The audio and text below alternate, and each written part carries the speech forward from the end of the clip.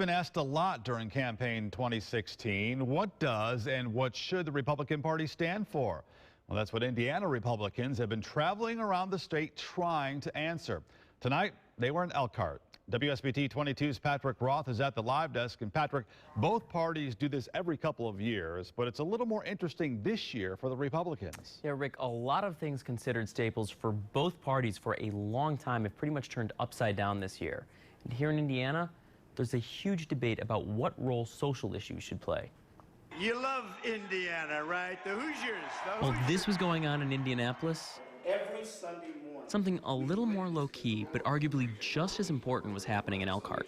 Well, this meeting is the third of 3 field hearings we as a platform committee are holding around the state to take input on what our platform should look like this year. It's a chance for Republicans across the state to say what they think the party should stand for in 2016.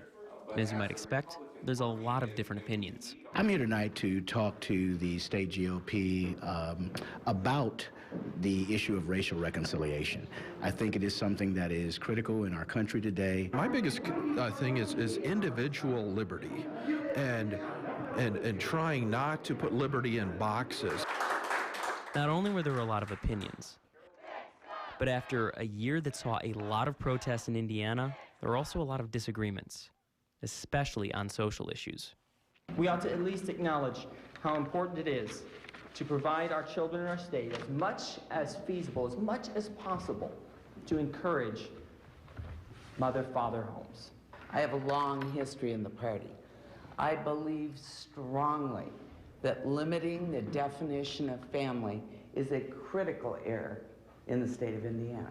While there are disagreements between various wings of the Republican Party in Indiana, Republicans say that there's more that unites them than divides them. What we're having is a family conversation where we have these hearings, and it's not unlike a family who might disagree sitting around their kitchen table or in their living room respectfully and listening to each other and sharing their sincerely held opinions.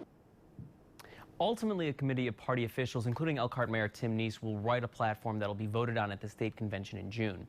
And Democrats here have a similar process when it comes to writing their platform. At the live desk, Patrick Roth, WSBT 22 News. Patrick, thank you.